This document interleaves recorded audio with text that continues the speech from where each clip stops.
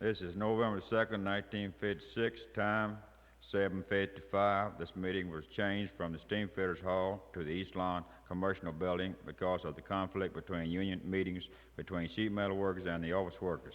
This is a tape recording concerning the hearing of Brother Cage Childress. Charges are as follows. August 13th, 1956, Pascagoula, Mississippi. The Sheet Metal Local Union 407, Pascagoula, Mississippi. Reference charges against Brother Cage Childress. Violation of Pacific Clause of Constitution and Ritual of Sheet Metal Workers International. Constitution clause that we charge have been violated are Article 17, Section 1A, Section 1H, Article 12, Section 10B. We also charge Brother Childress of conducting himself in a manner becoming an officer and member of Sheet Metal Workers Local Union 407. To wit, Brother Childress being sent to Macomb, Mississippi as a representative of Local 407 was directed by the union to participate in the parade of the Industrial Exposition. This he did not do. On the night of June 22nd, 1956, Brother Childress was arrested for public drunkenness. On the 23rd June 1956, he pleaded guilty to public drunkenness and was fined accordingly. Returned to Pascagoula, Brother Childress did allow the local union to pay hotel bills for him while he was in jail at Brookhaven. He was asked for an explanation of his trip, but failed to give any of these facts to the body. We charge that he did receive union funds through deception. Furthermore, his use of alcohol to the extent that he is vulgar and abusive was placed the good name and intention of Sheet Metal Local Union in jeopardy. Furthermore, he did violate a city ordinance of Pascagoula, Mississippi, in that he did have in his possession alcohol and did consume same at the Beach Park on the afternoon and night of July the 28th, 1956. We respectfully submit these charges and request that appropriate action be taken. Signed J.W. Flint, W. Perry, and J.Z. Smith. Mr. Chairman, I believe Brother Brown stated in the beginning of the reading of the charges it was November the 2nd. Then this is October.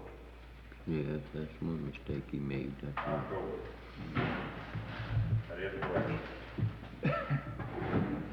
Brother Childress, you hear the reading of the charge there. Do you wish to comment on that? Yes, Brother Chairman, I don't think it those minutes there, there reads according to the one it was read the night charges was filed.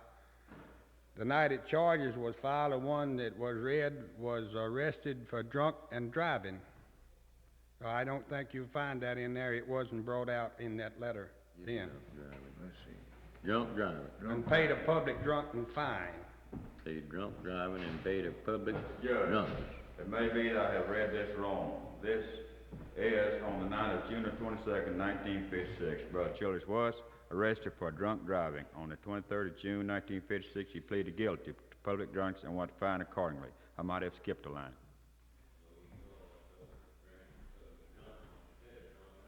Sorry to call your attention, but Do you have anything you wish to say on this? I was arrested. That's very true. But I wasn't arrested for drunk driving. I was arrested for speeding in the city zone. And I had had a drink. I don't deny it. I wasn't drunk. I wasn't charged for being drunk. They gave me my preference. I could pay a drunken fine for $13, or I could pay a speeding fine for $26. I was not locked up in jail at any time. I did sleep part of the night in jail. They taken my keys and left me in the truck and told me the next morning at 8 o'clock to come to the police station. And if it was uncomfortable in the truck, that there was no one in jail and the linens had been changed and it was clean, that I could go in there and lay down and go to sleep. And about 1 o'clock in the morning, I went in there. This is about 10 o'clock at night when they picked me up. And about 1 o'clock in the morning, I did go in and laid down in there and went to sleep. I was not locked up at any time. That's all I have to say. Just a minute. I did pay my fine out of my pocket. It wasn't union money, it was my money. Union didn't pay for it. I wasn't paid one more dime for expense and lost time than Brother Barnes was. And I think the minutes will read that we will be paid for lost time. And according to the lost time, my time stopped at 3:30 Friday afternoon. And I feel as I was on my own time, not on union's time or anybody else's. I might want another word to say, but I hear some more. The motion is as follows. Motion by Flint, second by Warren, to pay expenses of man and truck to take the decorations and signs to Macomb. Motion carried. On the second motion, Brother Flint, that's something else. If the committee will remember, the motion was made by Flint, that is my name. The purpose and intent of the motion was to have a man carry the sign and equipment to Macomb and participate in the parade. Now, at this time, I didn't know that the minutes were not recorded as the motion was made. I find that to be a fact. That doesn't alter the charges any.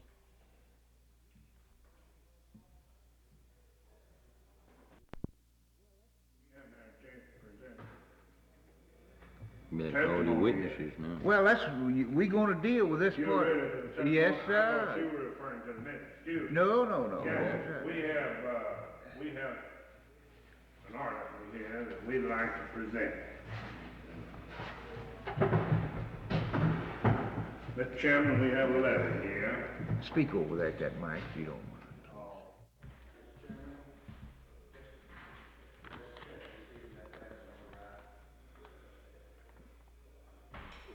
Mr. Chairman, E.L. Barnes speaking. This is a letter from the office of Carney E. Smith, Sheriff and Tax Collector, Lincoln County, Brookhaven, Mississippi, to whom it may concern. Of course, this letter was written after the incident we're talking about. To whom it may concern. According to our records, K.H. Childress was jailed at Brookhaven, Mississippi on June 22nd and 23rd for drunk driving by city police. Childress was released by Chief Coker June 23rd, 1956 at 10 a.m. Arrested 9:15 p.m. June 22nd, 1956. And that's signed by Carney E. Smith. We wish to present that as evidence.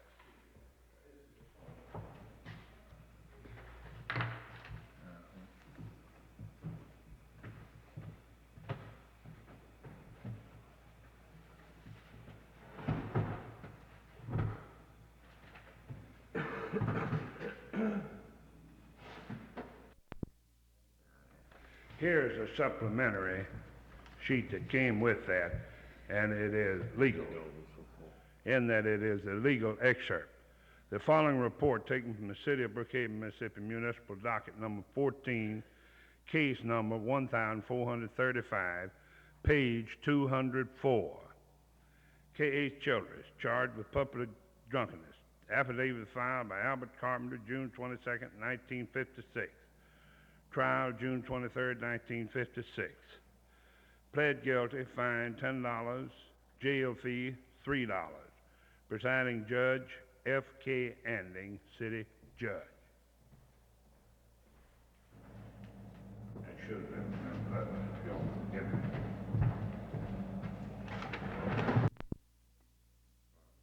In this one case, Yes, in this one case. That is in the charge proceeding from the Macomb trip only.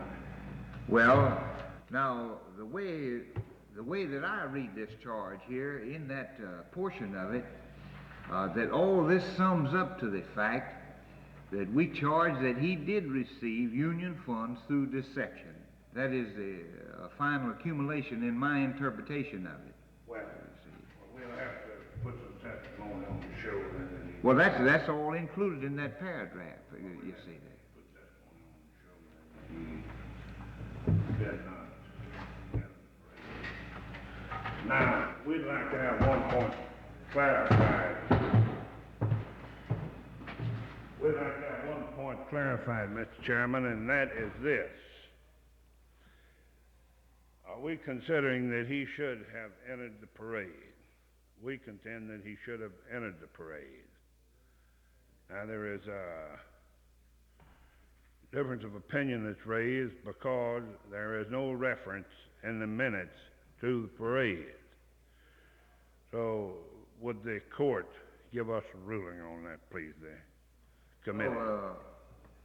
Now, in the charge, you have him charged with one thing on that as a matter of explanation, and then your minutes, you go in contrary there to what your minutes have instructed him, you see. Now, that would be my opinion on that. In other words, you're causing him, you're binding them to something that you don't have. Correct. That's right. We'd like to call Mr. Yeager to the stand. Mr. Yeager?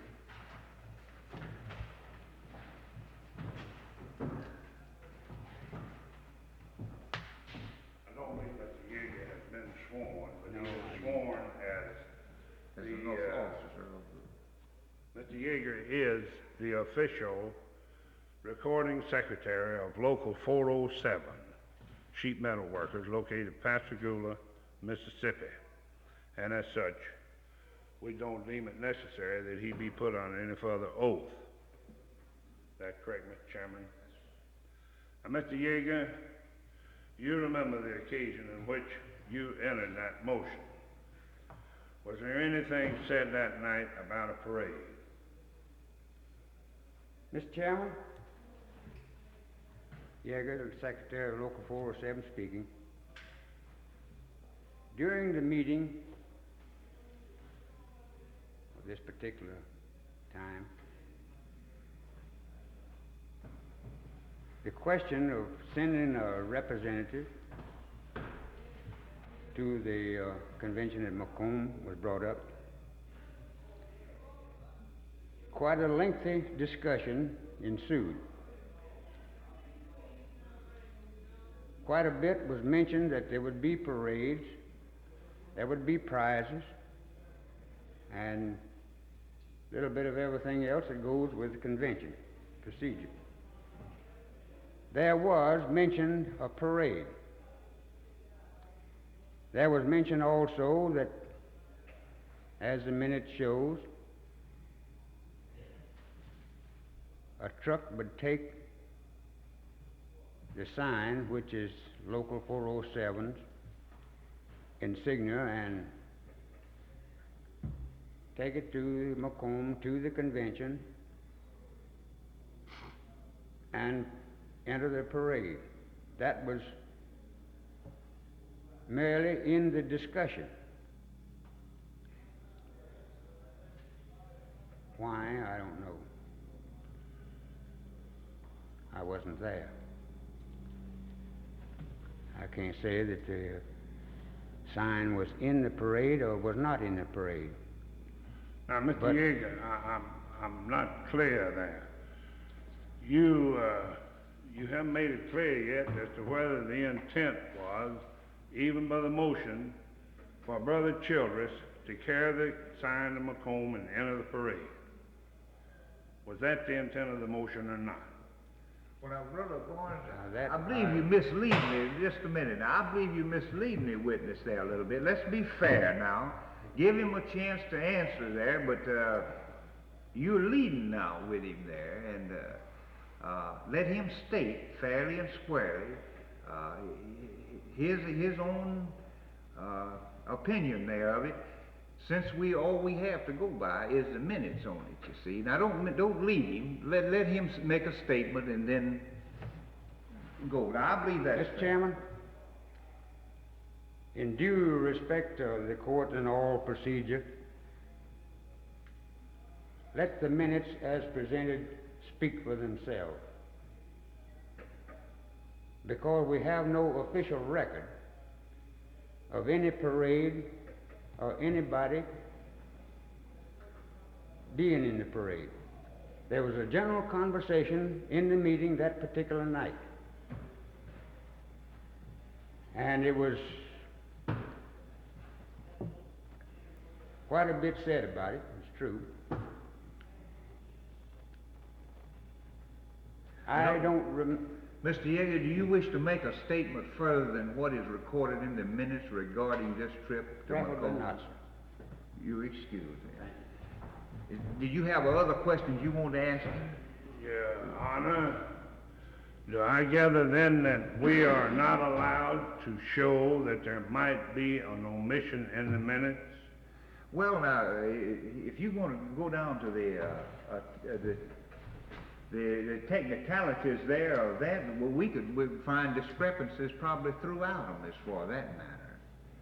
Now, Well, our contention is that the purpose of the motion, as far as Brother Childress is concerned, was that he take that sign to Macomb and enter the parade with it. And there was, if you remember, those of you who were there was quite a discussion there. And Wilbur Russell first volunteered to go, and then Brother Childress volunteered to go, and then it was that the motion was made that Brother Childress be sent to Macomb with a sign. well, that's right, Brother Barnes. We're all aware of that. But now, yet at the same time, you're asking the man to make a statement here over and beyond the minutes of what, in other words, of what he thinks the intent of the motion was, don't you see? Well, here's what I'm trying to get clear in my mind. We remember the meeting as taking place in one manner.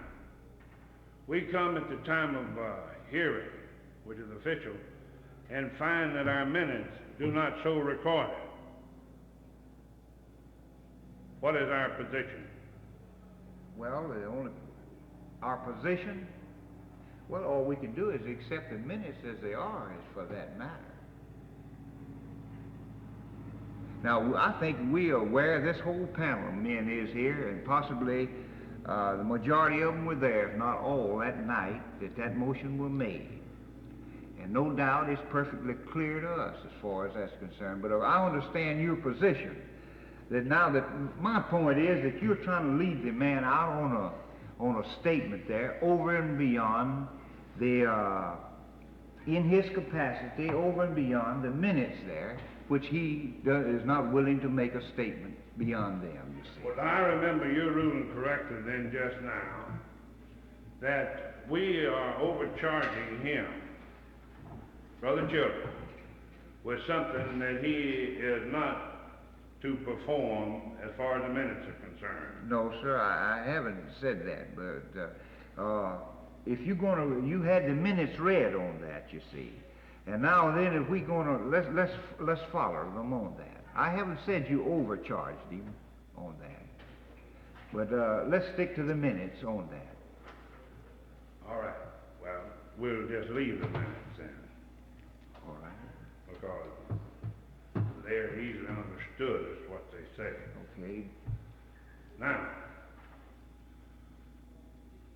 would it be permissible to show through testimony that the purpose of the trip was to display our sign in the parade? You may, absolutely, in all We'd like fairness.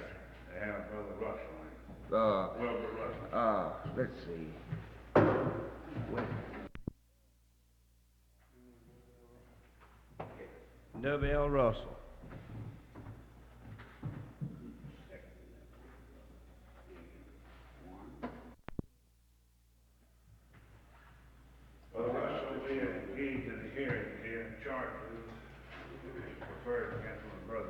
Childress there.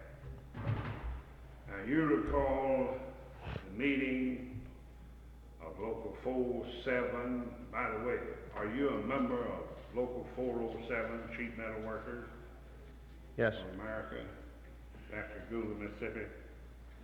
yes. And what was the date of that meeting?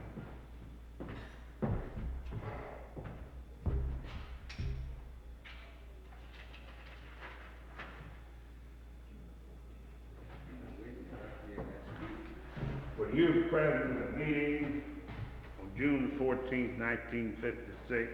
Yes, sir. Did you enter a discussion there that night? Now, don't answer, because he might rule me out of order for leaving. And I'm sincere in it, and I don't Well, want him. that's fair. And I want to hear you. Did you enter into a discussion at that meeting, and a discussion relating to the use of a truck? I did. Would you state to this group, please, what your part of that discussion was? You mean, you want me to tell them what I agreed that I would do, or? Well, what the discussion was? I can't tell you anything about what it was. You just tell them. Well, the body had agreed to send a man to Macomb City to take part in a labor movement they're having up there. And I had always, since I'd been here, or had a chance to, I'd carried the banner for them. And I told them that I would like the privilege of carrying it. It was right next to my hometown, and I could enjoy being up there. Carrying what? The sign, Local 407 banner, For what purpose? for the labor movement at Macomb, Mississippi. How And was that sign to be used in that labor movement there? it's supposed to have been carried on a float, on a pickup, made on a pickup truck. And Well, where was that float to be? it's supposed to have been in Macomb, Mississippi. Well, what was the occasion of the use of the float?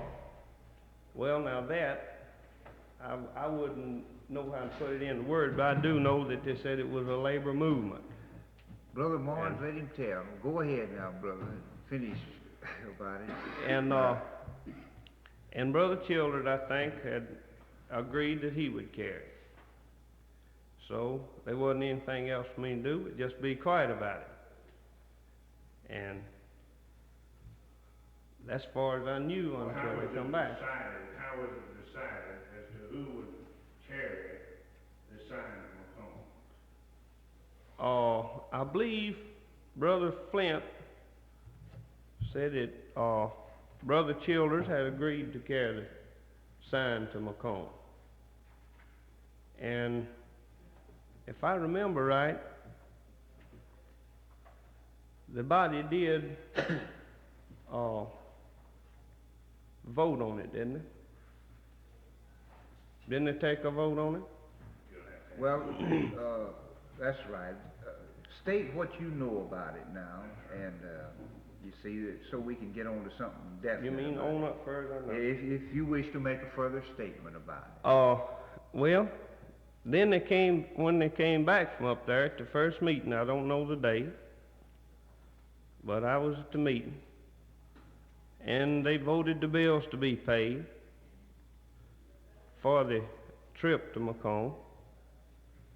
And then there came up a discussion about what was right and what was wrong, and we couldn't get any sense out of the business, or some of us might have been hard-headed about it, but there was a little question there whether Mr. Childers had done what he was sent to do or not, and they got the question around about it. And where I got my information was that I bought a new car at the Chevrolet place in Brookhaven, Mississippi. Well, now, what information is that now? If it, Just all just a right, minute, go I'll tell ahead. And I bought a tag at the Lincoln County Courthouse in the city of Brookhaven. And I know the sheriff, and I was talking to him. And he told me that he did have one of our boys up there. And I talked to him on about it because I was interested in it. I wanted to know what was going on because I felt it was my privilege to know, being a member of Local 407. And I wanted to know what was what about it. And he told me that Brother Childers was arrested on the 22nd day of that month and was released on the 23rd. And I asked him, I said, well, are you sure it's the same man? And he says, I'll get the record and look. And he come over and I took a look too. So I do know that my statement's true, that Brother Childers was arrested and put in jail on the 22nd day of that month and was released on the 23rd. Brother Barnes, do you have any more questions you want to ask me? Brother Childers, do you want to ask the just a minute, just stay there. You want to ask the witness any questions on that? Do any of you gentlemen wish to ask the witness any questions to clarify? Okay.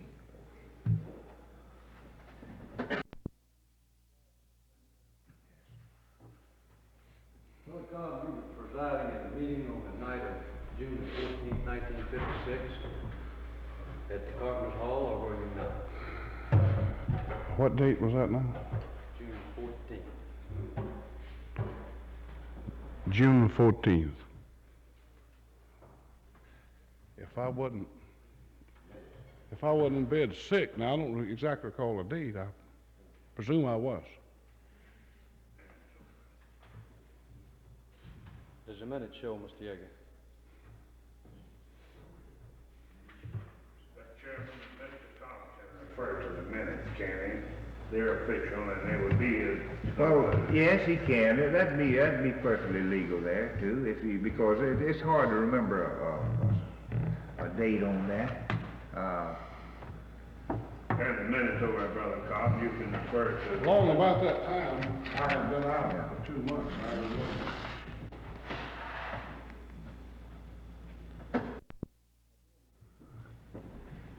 Brother Cobb, during that discussion, during the meeting that night, the discussion came up concerning the industrial exposition being held at Macomb, Mississippi. Do you remember that? Yes, sir. As the presiding officer of that local union, Brother Cobb, could you tell us what the motion pertained to in regards to the Macomb exposition? The best of my knowledge, the motion was made to send our exposition to Macomb, sum it up, rather, to send Brother Childers and the truck and Brother Barnes to take our exposition to Macomb, I believe.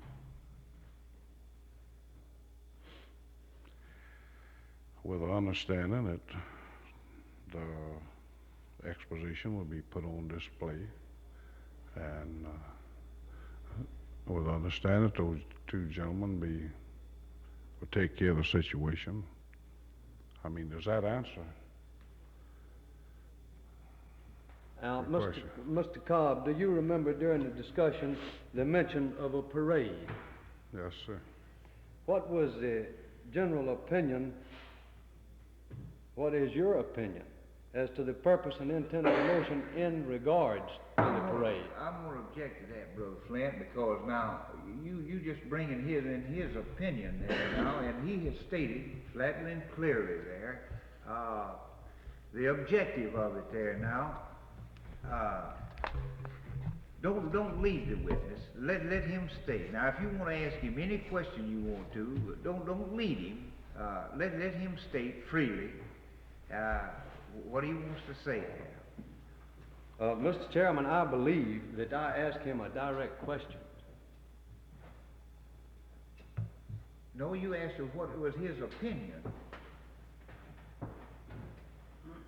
Well, we don't want opinions on this record. We want actual facts, you see. I'll try another question if I may. Mr. Cobby, in your opinion, was the sheet metal local sign purchased by you for the purpose of having it carried in a parade at Macomb, Mississippi? That was my understanding.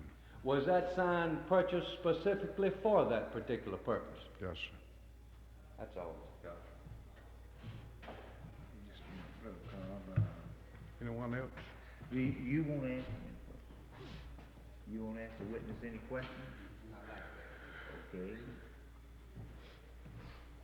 You stated in there, Step a little closer to the mic, please. Brother Cobb, that your understanding was that I was to go up there and help put on all this stuff. Well, my understanding was that I was to go up there and take the stuff up there, and Mr. Barnes had all the display and all of that. I had nothing to do with that, none so whatever. That was absolutely his baby. And I was to stay up there and bring him back and display stuff. Well, since you've asked that, Brother Chills, I thought I was taking an unbiased stand, and I intend to take an unbiased stand in this situation, but the understanding that I thought we had was it was your job to take the exposition up there and put it in the parade with your truck. That was my understanding. That was my thinking. I don't know what bearing it. I'm talking about, though, you left an impression there that I was to be in on the display that we had down there, that we made here and carried up there. My understanding was that was Mr. Barnes's baby, not mine. Well, Well, now, Brother Childers, he's already made a statement there on that. You have another question you want to ask him? Do any of you gentlemen have any questions you wish to ask the witness?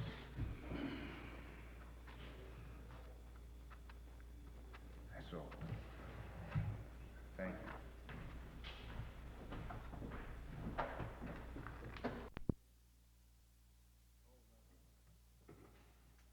Shorty Russell. Calling Mr. Shorty Russell. will you state to the committee there your name, please? Denver Russell. And are you a member of Local 407? Yes, sir. I believe that's Sheet Metal Workers Union Yes, in Pascagoula, Mississippi. that's right. I'm Brother Russell. We are discussing here the charges Brother Childress, Sam. And at this time we're discussing a trip to Macomb. Were you at the meeting of June 14th? I believe that's the date, isn't it, Brother Yeager? I don't recall the exact date. I mean, Well, it would be permissible for you to if he can give me refer to the minutes. some of the minutes that happened, I can take Would it. you tell him, Well, we might just make it short this way, to let him, it was the night that the trip to Macombs was being discussed. Yes, sir. Is that satisfactory? that's the way to, yeah. I was there the night that they said that they made the motion to send Brother Childers to Macomb. That's right. Now, Brother Russell, will you state the purpose of Brother Childress' trip to Macomb? Well, my understanding was for Brother them Russell, to go Brother to... Russell, we want you to testify only what you remember without any question. My understanding was that, I believe, if I recall right, Brother Flint made the motion that Brother Childers go to Macomb and display our local sign. That's all I mean. Where was he to display that sign? In the parade at Macomb. All right. That's all. Brother Childers, you have any questions you want to ask? Do any? Yes, one. All right. I should have asked his brother, but I would ask him if he could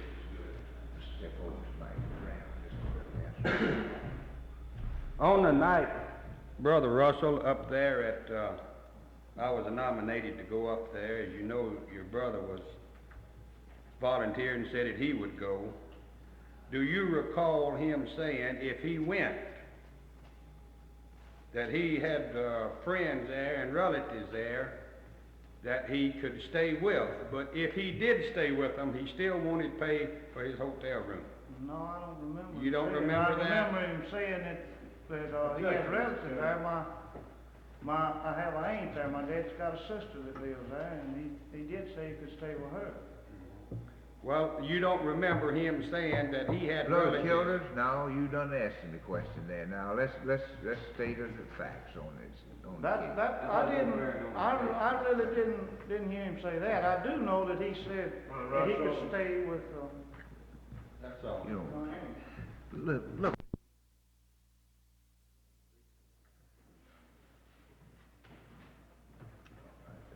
This is E.L. Barnes, member of Local 407, Sheet Metal Union, Pascagoula, Mississippi.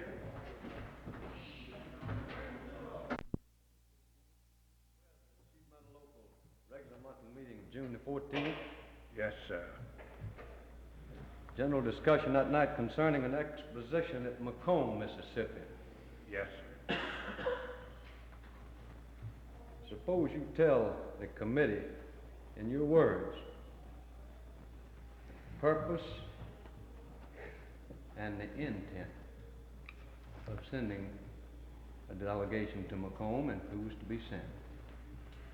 The exposition was a 3-day exposition in Macomb, and we, Local 407, had purchased a booth. We did bargain to purchase one then, and we were to go and decorate that booth and make a display there. We had manufactured a special article in the shop for display, and I was designated to prepare the booth and prepare that display. Brother Childress was selected to carry the sign and carry it in a parade that was to be held there and duly advertised.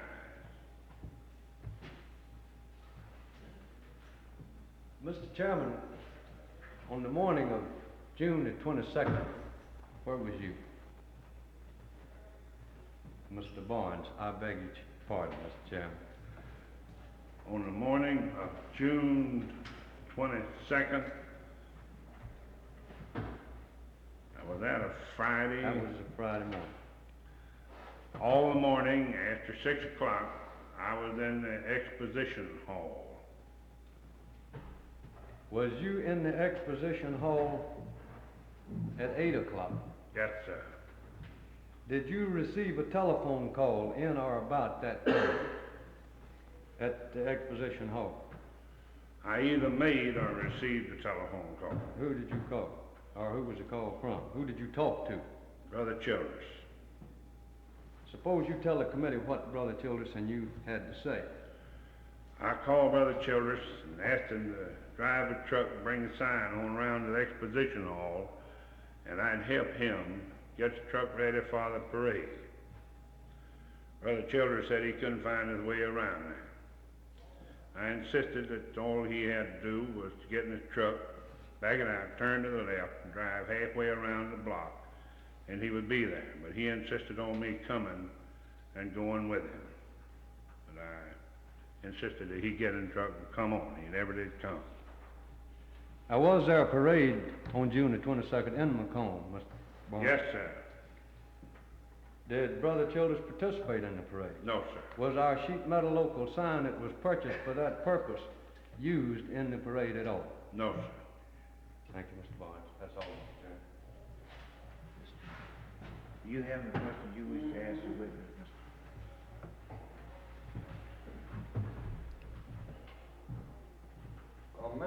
Mr. Barnes, what time did you say you called me? Didn't say, but it was up around 10 o'clock. And you talked to me? Yes, sir. That's the first time ever I talked in my sleep. Well, My first time. Brother Childers, I talked to you. Well, let me ask you this. What time did the parade what time did it start? About 12 o'clock. It was being held at 12 o'clock noon. What time was it supposed to have started? I believe it was supposed to start about 11. About 10, wasn't it? Don't lead the witness, please, Brother Childers. Let him state the facts as Brother Childers, I don't have the schedule here, and I need that schedule to refer to it, because at the time, the schedule was being changed on everything as we went along, and I know when I called you that I knew we had better than an hour and a half to get ready for it. Well, where was you at when I went down there and talked to Dutch?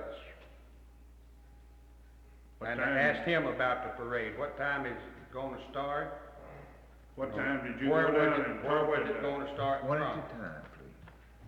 I was down there approximately 9:15. I was in the front of the exposition hall at 9:15, sitting on a table that was right in the front, and I did not see you in the front, and I could have seen anyone who would have come in the front door. Where was you at the time that we put the display, we put the sign behind the display? I was in my room resting, And that was what time? sometime between 2:15 and 5:30. Well, how long did the parade last? Oh, I don't know. You don't know how long it lasted? No, sir. How many? Children, I saw the end of the parade. Well, I heard part I of it. don't see what kept you from seeing the whole thing, because there wasn't but 3 cars in it. Mr. Childers, I'm talking about I saw the parade when it ended. Well, Mr. Barnes, I was down there about 9:15. Hey, please confine your statements now, Brother Childers, to questions now. If you wish to ask the witness questions there, you see, now you're making a statement there. Well, how many cars, how big a parade was it? There were some 6 or 7 cars and a truck inclusive. There were 3 or 4 cars. Now, Mr. Chairman, I won't state for a definite fact as to just how many there were, because there were several cars. There were 3 or 4 cars with the beauty contestants in them. There was a sound truck with sound equipment, and I don't remember definitely about anything else. Now, that's all I'll testify was absolutely in the parade. Well, the reason why that I asked that question, Well, now that won't be necessary, Brother Childers. You might just proceed. Do you have other questions you'd like to ask the witness now? yes, I do. Didn't you tell me, I asked you about our resignations up there, and you said that what? was place to stay, and you said that was taken care of already. Well, who had resignations when we got there? Reservations? Reservations. Excuse me, Brother Chairman. I don't remember, but you and I found a room there, a good room, and places for us. You don't remember the lady telling you who had reservations there? I remember there was some discussion of it, and I don't believe the reservations were exactly as you and I expected them to be. I don't remember what the difference was, but I know we changed it and didn't have any trouble changing it. There was resignations for 3. And that's what the lady told us when we I went don't in there. remember. And she's told me that I didn't have Mr. it. Chairman, as counsel, we wish to cross-examine Brother Childers on his testimony and on these things that he testified. You will have a right to. You will have a right to. Proceed. Do you have other questions you wish to ask the witness? No, I wanted him to answer the question that I asked him. What is the question? State it, please. If the lady didn't tell us that Mr. What lady Malone- is that now? The lady at the desk at the hotel, when we checked in. If she didn't tell us that she had resignations for Mr. Barnes, Mr. Flint, and Mr. Cobb. Do you care to answer that question, Mr.? That could be true. All right. That's all I wanted to ask. That's all. Okay, wait just a minute, Brother Children. While you up over Chairman, if you would like an explanation of that reservation as a as a witness, just 1 minute now. As a witness, have you finished what you? no, that's what I wanted to explain. The reservation was made by Mr. Dutch Roma a week prior to that, before we even found out who it was. We just told him to make us some reservations over there, and that reservation that he speaks of was to take care of Central Labor Union and 407 both. Now, who is we, Brother Barnes? You gave someone instructions to go ahead and make reservations. Who was we? No, he asked us for the privilege, Dutch Roma, and he was a director of the exposition. Oh, I see. And what we were doing was guaranteeing having room there for whoever came in would have to have it, because you know how you get a big group coming in, your rooms get taken up. So our reservations were made 3 weeks prior to that. And he just used the names of the people that he knew here. Oh, I see. All right. Now, Or any other questions? is there any other question you wish to ask the witness now? Do you wish to ask well now, he doesn't have it. He only had a chance to ask you a question. Now you, on that. That's right.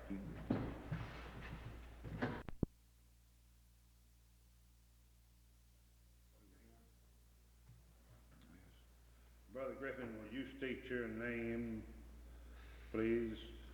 Yes, sir. J.D. Griffin. And you're a member of Local 407, Yes, sir. Sheet Metal Workers, Pascagoula, Mississippi. Yes, sir. Brother Griffin, the committee will allow you to check with the minutes there so you'll know what day we're speaking of. And that's June the 22nd and 23rd. Now, Are you referring again, Brother Barnes? to that's the day of the night of exposition in Macomb. the day of it, or The day of it. Oh. Well, I was thinking, you know, that he could use the minutes and they'd show that that's the date that we were in Macomb. Isn't that permissible? Yes, it is. So it wouldn't just have. Well, I didn't know you had minutes that were taken of the activities that carried on at Macomb. Well, the minutes show that we were delegated to attend the exposition in Macomb the 22nd and 23rd of June. That's what I was referring to. Which was Thursday and Friday, I believe, wasn't it? Friday, Saturday, and Sunday. Sure, you can. All right. Brother Griffin, on Friday morning, I believe it'd be better understood if I say Friday morning of the exposition time, did you receive a telephone call from Macomb? Yes. How many calls did you receive? Well, I believe it was 2. From whom? Brother Children. And what was there in that conversation relating to people present in this room now, other than you and Brother Children? Now, I believe that'd be the proper way to phrase that, so as not to get into someone else's private territory. Now, that was the purpose of the statement that way, Brother Black. All right, proceed then. Well, I'll tell you, over the phone, I guess it must have been around 9:30 or 9:45 was the first time he called me, and he wanted to know something about what to do down there about that parade. And I tried to tell him what to do, the best I could. And what did you tell him to do? Well, he told me there wasn't too many in it, and that he was, didn't know just exactly how about going about getting in it. And I told him just go ahead and get in it. If he couldn't find nobody else that could tell him, and go ahead and proceed on in it. That's what I told him. And that was about all was said over that phone. And the other conversation? Well, it was some on up towards, I'd say maybe 11 o'clock, and he still, I believe, hadn't exactly, I believe he said he was going to get in it, display it or something like that, I believe, that the parade had done started, and he did display it somewhere back there, I don't know where, to where it could be seen, that's all. Practically was all said over that. And as far as talking about anybody or any members, he didn't say anything. Did he mention my name? Well, I believe he said that y'all, I mean, he hadn't seen you for some little time, that you was probably in that other, whatever you were supposed to be in. And that was about all he said about you. No reference to Black Eye? Now, Brother Barnes, let's let him answer that. Just let him make the statement that pertaining to the conversation there. Now, you leave him there. That we're not permitted to refresh the memory a little bit. Well, let's don't lead the witnesses now. Let's be fair, men. Give them a chance to answer there, and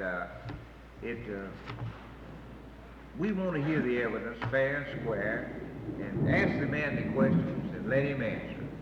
Let him answer. You have any other question, Brother Barnes? Then there was no mention of anyone. That was about all was said, just, was. Is that all you have? Brother Children, you want to ask?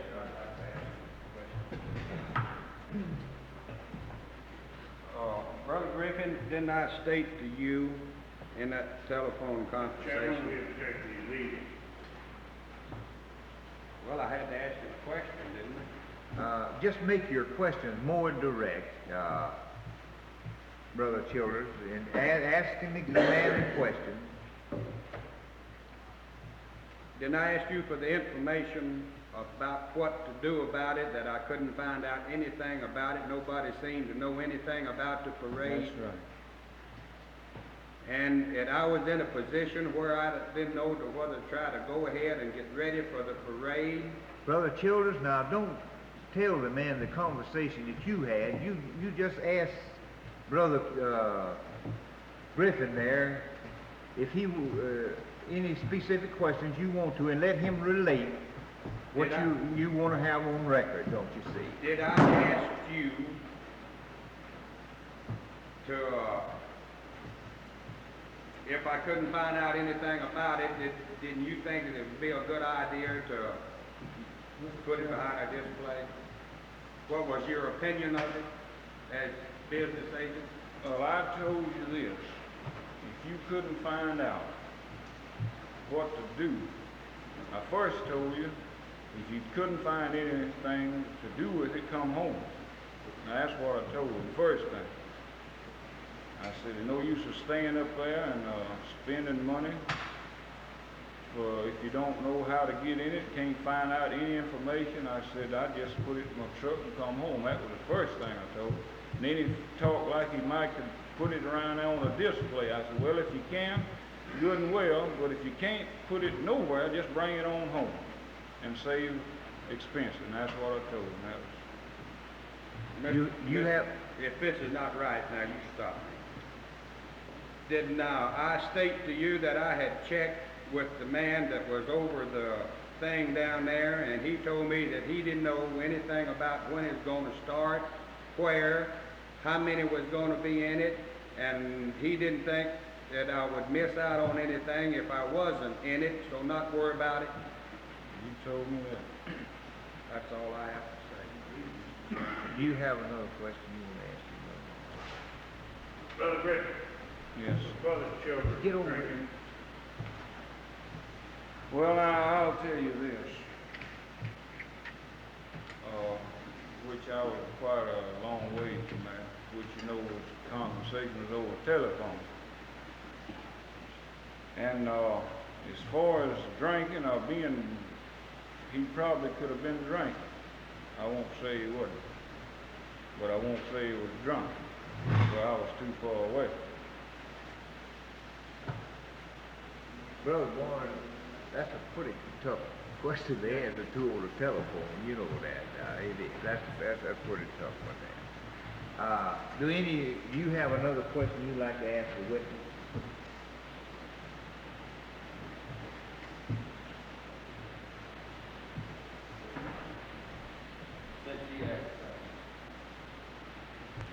Did I talk any different to you over the telephone then, and I have talked to you over the telephone when I was at my house?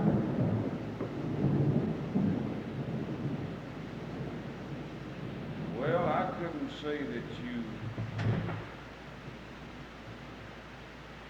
did. That's all right. That's all right. Did any of you gentlemen have a question you'd like to ask the witness?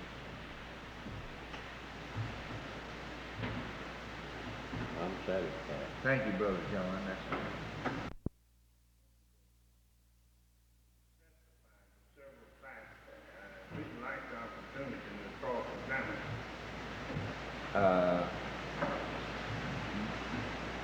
All right. Brother Children, will you take then after you cross-examine him, I feel that in all fairness we should give him a chance. Then, all right. Well, Childress, you state to the court, please, your name so they'll have us clearly identified. K.H. Childers. And you are the defendant in this case. Right. Now, you just stated that you had checked with the man in charge and couldn't find out anything about the parade. Who was that man in charge you checked with? The guy that you called Dutch, somebody. Will you describe Dutch for us, please, sir? Yes, sir, I sure will. He was, I would call him a Yankee.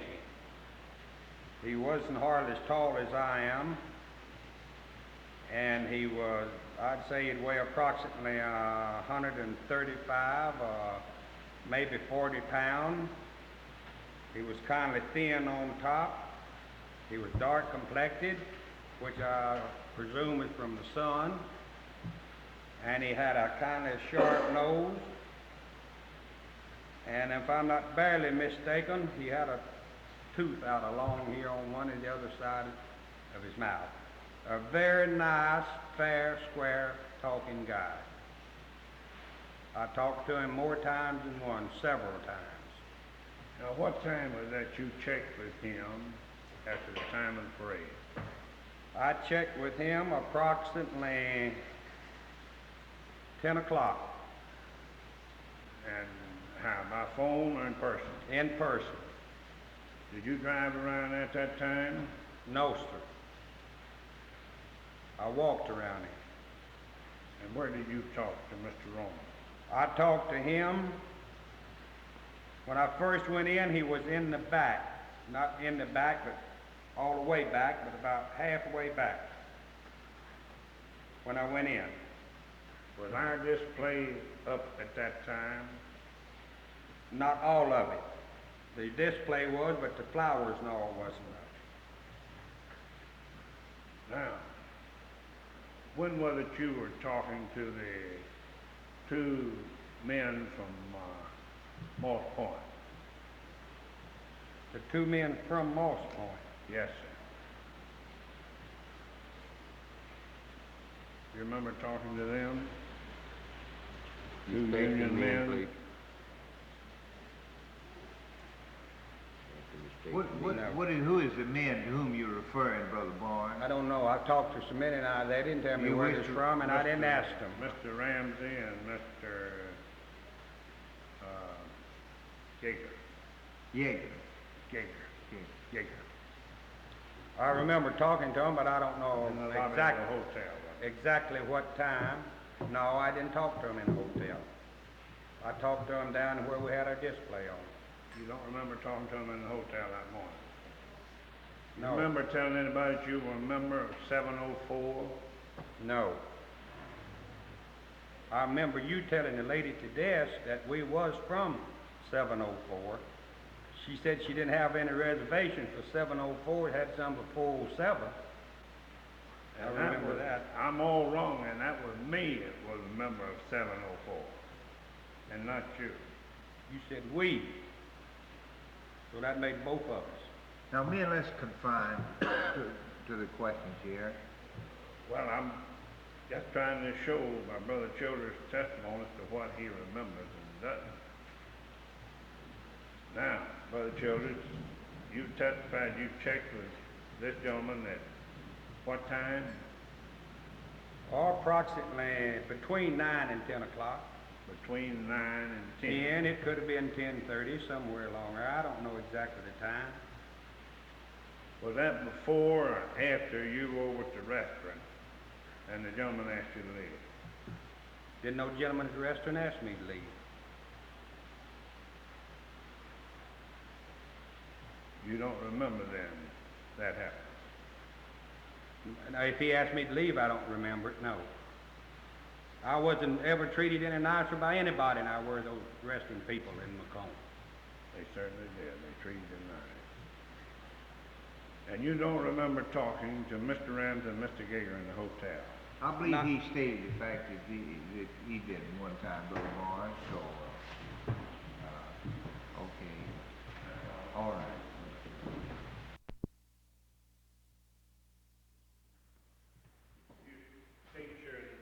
Will you state your name to the committee, please, Brother Flint? My name is J.W. Flint. Were you in Macomb the night of the exposition on Saturday? I was. Did you have occasion to talk with the restaurant operator next to McCoggin Hotel? I did. Will you state to this group here what he had to say to you and your group?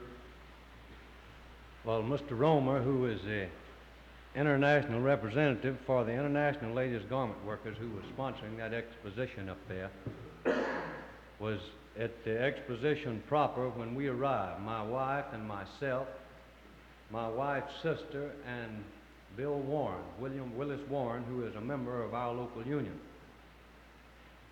And Mr. Romer asked me if I wouldn't go over there and find out just what happened firsthand in regard to this incident that Mr. Barnes has asked me about. I asked for the manager of the restaurant, and Mr. Warren and my wife and Mrs. Slater were present, and asked him if there had been an unpleasant incident with some of the Pascagoula labor people up there. Well, he said a little, but said it got it quieted down, and there's nothing to it, no charges were brought or anything. I asked him then specifically what was the disturbance. Said there was some fellow there, said he was from Pascagoula, and that he was sent up there to represent the unions, and he was going to show them how that thing, sent up there to show them how to run that thing. And he brought a carload of whiskey, help him along, and if they didn't want to sell him none, that he had plenty of his own. And the man said, knowing what the situation was, he asked him if he wouldn't go ahead, that he'd been tipping a little too heavy, and that he wouldn't sell him any beer. Well, that was all right. There's a partition way through the restaurant that separates the counter from the booths. And he went into detail to go over to the particular booth and show us where these customers were sitting. And he said that Mr. Childress walked over there and picked a bottle of beer up off the table, throwed the money down for it, told him that he had plenty of whiskey and could buy plenty of beer. His wife owned the bank down here. used some language that the chairman has asked me not to use here, which I won't, and that he went to the man then and told him if he didn't leave, that he'd be forced to call the law and it'd make it unpleasant for all of us, and that he left. Mr. Roma also asked me to check with the porter at the hotel and see if there was any disturbance over there. And the man was reluctant to say anything, said that the people from Pascagoula could tell me just as well what happened. Did you ever find out what had happened?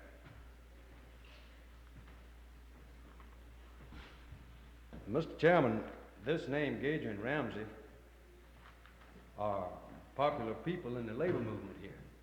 Ramsey is president of Jackson County Central Labor Union and was nominated for the State Federation presidency, and Jack Gager is the financial secretary. And Jack told me that upon their arrival in Macomb at the McCoglin Hotel, that they met this man in the lobby. What and he, man? I'll bring it out in my testimony. And that he didn't know who he was at the time. And he wanted to know what was going on up there, that he couldn't get any recognition, that he was sent up there to represent Local 704, and that he knowed them and he wanted to know what was the trouble. Jack said that he told him there is no 704 in Pascagoula. I am secretary, financial secretary, and received the per capita dues, and if there was one, I'd know it. He said, well, you're going to recognize me one way or the other. And they were... Let me interrupt you. Now, you're referring to someone there. Do you have this individual here as a witness tonight? Now, you carrying a conversation there with someone. Do you propose to present this individual as a witness tonight? No, sir, we don't intend to call him Well, now, men here, you're presenting something here that, a conversation now that, if this other man takes to stand here, it's just one word against another, you see. Now, let's confine ourselves to something more specific and definite than that. Brother,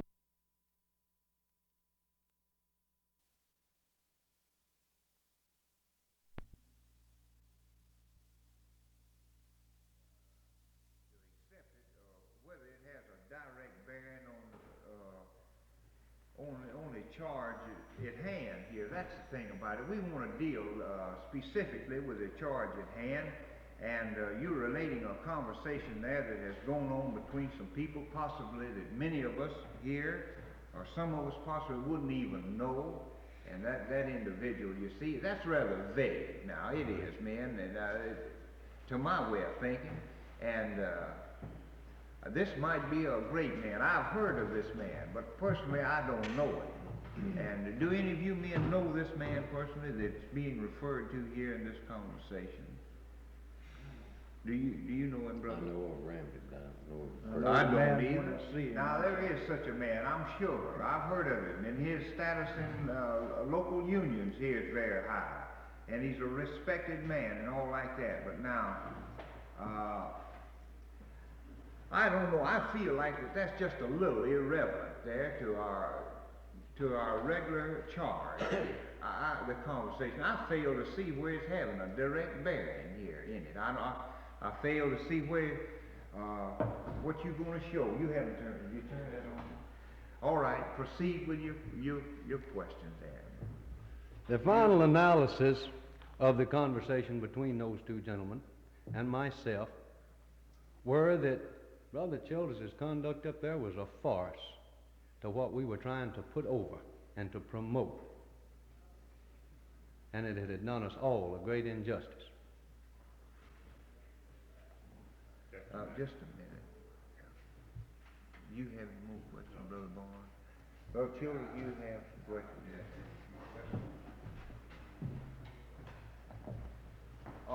Brother Flint, you said that you talked to these guys and they told you that I acted up like that in the lobby of the hotel. Is that right?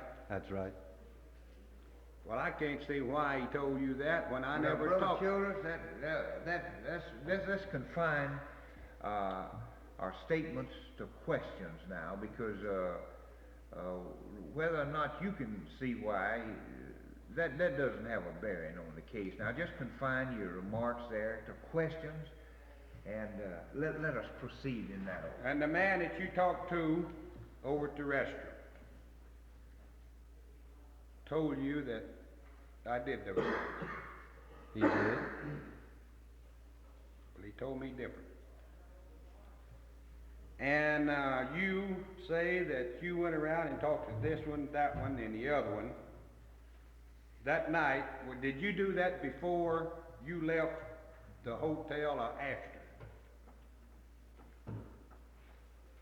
Brother Childers, I was in the hotel several times. Now, I'm talking about the last time you left out there about 1 or 2 o'clock. It would have been before. Well, it would have had to have been before, because you wouldn't have known what he was saying afterwards. And so that's all I got to say, Brother Jimmy. You have any other question? You have any question you want to ask the witness? Let me ask one question there. It might clarify things a little. It's misleading, men, where you carry a lot of testimony for our own benefit. It isn't that we want to be contrary or partial, but where we don't know personalities involved and fail to see the definite objective in such conversation, it's only misleading to us. Now, I might ask this question. Brother Flint, you say that you're entering this restaurant. This restaurant owner told you, made statements to this effect, telling you of the conduct of the Brother Childers. Is that right? Yes, sir. Did you ask him for this information, or why he just voluntarily told you? I asked him if there had been a disturbance concerning some of our people from Pascagoula. I see. You had heard something then pertaining to it. He testified to that. Oh, yeah, okay, that's all. I just wanted to clarify that for my own good. That's all. That's all. We'd like to, let's see, I think we'd have to call him Brother Brown. Brother Brown. What we want to do is to show that Brother Childers paid the full amount of expenses for the trip to Macomb. Will that be necessary? Does the committee already know that? Well, Now, if you remember, Brother Childers has testified at one point here that he was paid the same thing as Barnes and was not paid any more. I believe it was in the time when he was discussing in your preliminary remarks, wasn't it? He stated that he paid his fine out of his pocket with his own money, and that it was not with union money, and that he was not paid 1 penny extra, was paid the same amount as Barnes. So therefore, that's why I'm asking. well, if you want to put the financial secretary on for a question to clarify anything, that'd be perfectly all right. I believe it would be necessary to show that Brother Childers did receive money at Brother Brown. Well, now, go ahead and finish that statement then. That he received money for the trip to Macomb. And it's our contention that his trip to Macomb was to display the sign in the parade. And that through causes created by himself, he was not able to participate in the parade and did not participate in the parade. That he did bring on the Union questionable honor by being arrested there in Brookhaven and being jailed and paying the fine at a time when the exposition was going on and when we should have been there. But according to the minutes, to make it clear, it was really not a part of his. Now, Benny W. Bryant, Finance Secretary, Level 47. What was the amount paid, Brother Childress, and what was it for, to the best of your remembrance, knowing that you don't have your, or do you have your minute book here? I have my minute book. I have my cash book. Cash book. Not minute book, cash book. You could state to this committee then exactly what that was for. I could state the exact figure if they wish, but it was Would the you same. please?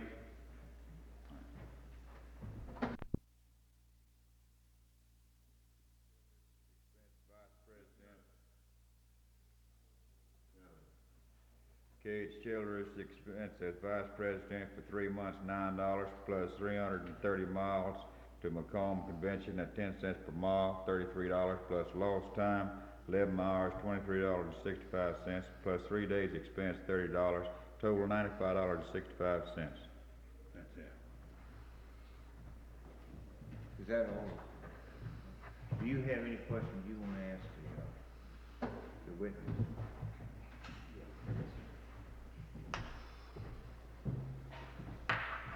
Brother Bryant, plus mileage and plus,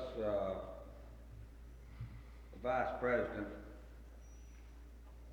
lost time, and Brother Barnes and I run the same thing, right? I believe that's right. Well, another thing that I want to ask on there, you paid us only for lost time, That's right. which is 11 hours. That's right. And you didn't pay us for Saturday, Sunday, or anything else, just the time that we would have actually lost in the yard. That's right. That's authorized by the body. The union was only paid us for 11 hours lost time. Saturday and Sunday we was on our own. Well, that's been answered one time now. Now, on cross-examination, did the union pay his hotel bill each of those 3 nights? Paid $10 a day expense. Was that to take care of That's supposed to take care of all expense. hotel included?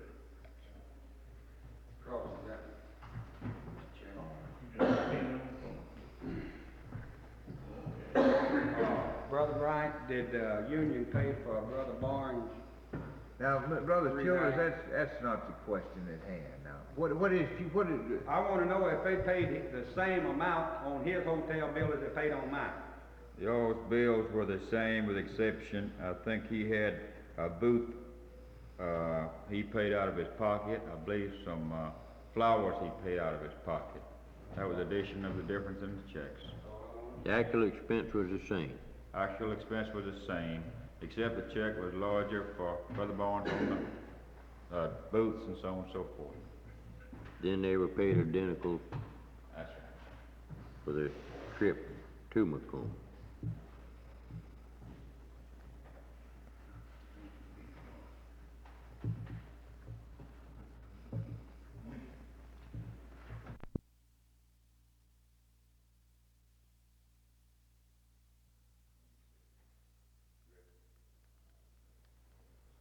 Leo Gray.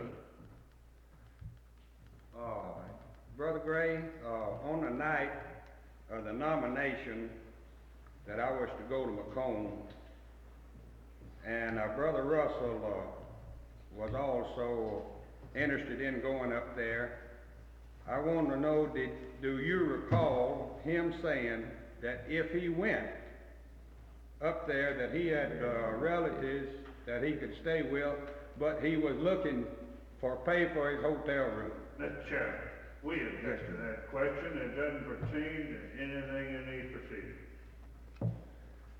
Brother Childers, you confine your questions. I fail to see where now then that this is going to show on this direct charge, where that's having a direct bearing on it now. Okay, dismiss. That's the way you feel about it. You don't have to answer the question. Do you have any questions you want to ask the witness?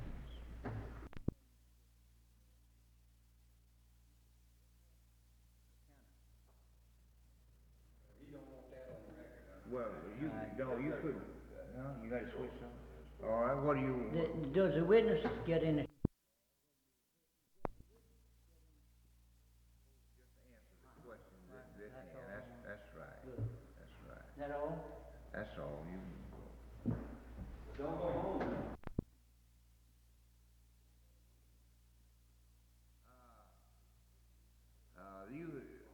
you're perfectly familiar with this charge here, and we charge in the final analysis of that paragraph, it says, we charge that he did receive union funds through deception.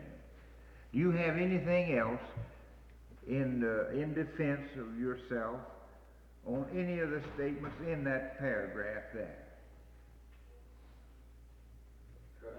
You want me to? You have the opportunity to answer that if you want to. No more than I... Well, wait just 1 minute, please.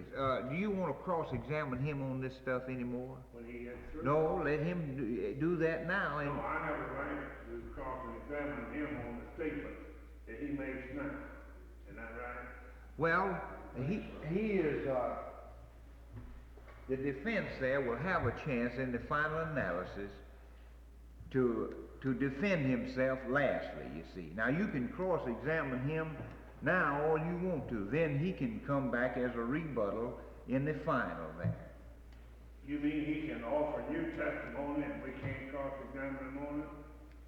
Well, no new testimony, but he can offer. He can no witness testimony, but he can offer evidence within his own being. That's right, he can take the stand.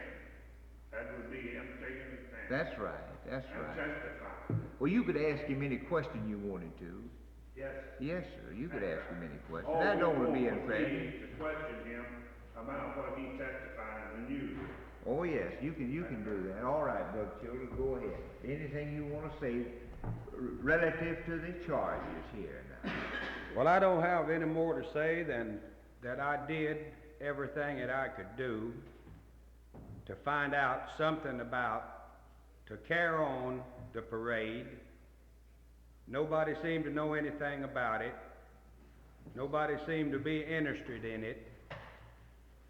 And evidently, they must have had two parades, because the one that I saw was a convertible with some of the beauty queens in it, as Brother Barnes stated. The other one was a station wagon, and the other one was a panel truck. And that was all that I saw in the parade. And I am sorry that I didn't get in it. I didn't know anything, couldn't find out anything about it. I've been accused not of trying to. They've tried to prove here that I was drunk at the time that the parade came on, approximately all the time I was up there. I don't have anything to hide or anything to cover up. I did have a few drinks, but I did not get drunk. I wasn't drunk all the time I was up there, a bit drunker than I am right now. And I left and went to Brookhaven. To tell you the truth about it, if you want to know how I come me over there, I left Macomb to keep from getting drunk. If I'd have stayed around there, I would have got drunk. Because everybody, and I wasn't the only little boy there that had a drink either. Don't forget that. Well, that's not And the case. I am accused of something that I didn't do. I didn't carry out the parade because I couldn't find out anything about it, and that was all that I knew to do. And as far as getting picked up, I told that. I didn't get picked up for being drunk. I got picked up for speeding. That was about between 9 and 10 o'clock on Friday night. Well, I figured that was my time. I wasn't obligated to the union. I was sent up there to carry the sign. I didn't care. I'll agree that.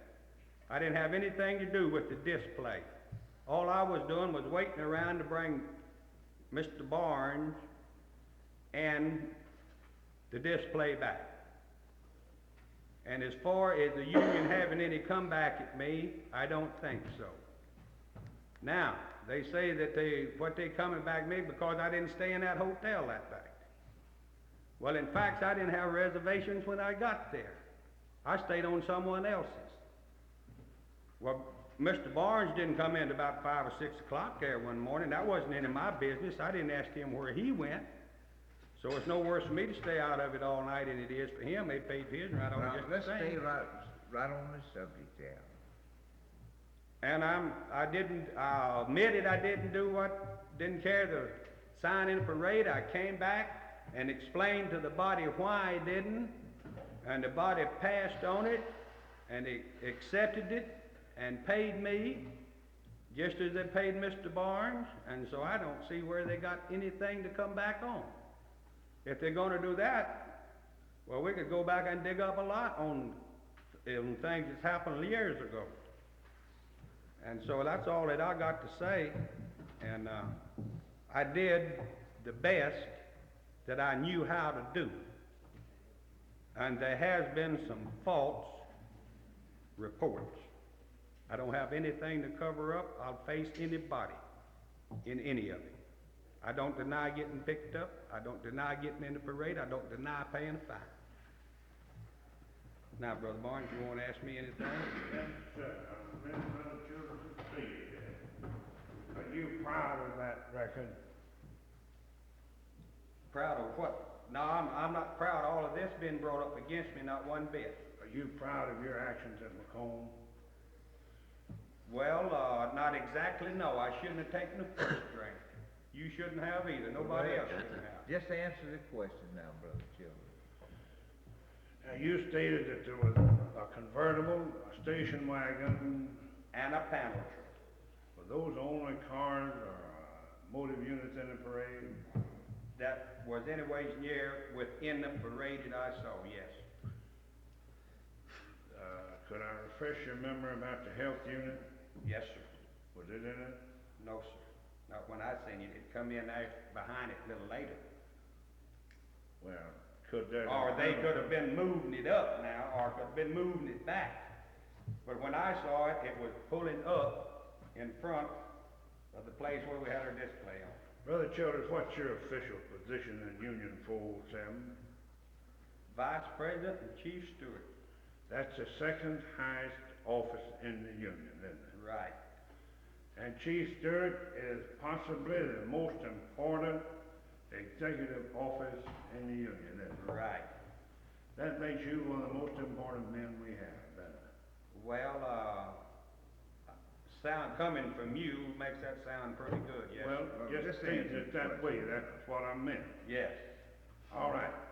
Do you then say that that is good, becoming conduct for the outstanding officer of the Union, the Chief Steward, and the Vice President, the second highest officer, and the man who makes all the contacts in the yard with the men and with management, to bring back such a record as that from Macomb? If it was true, it would be very embarrassing. Were you arrested? Yes.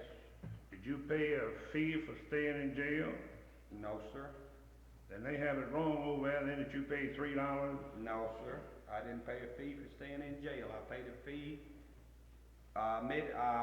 pled guilty to public drunkenness for $13. What was the breakdown on that? What was the breakdown? Yes. From speeding down. No, that's the charge. Yeah. What was the breakdown on $13? What do you mean? I don't get what you mean. What was the $13 for? Public drunkenness. Was the whole $13 a fine? No, it was $10 and $3 cost. You don't have cost in city court, Mr. Childers. Well, that's what they told me. I paid it anyway.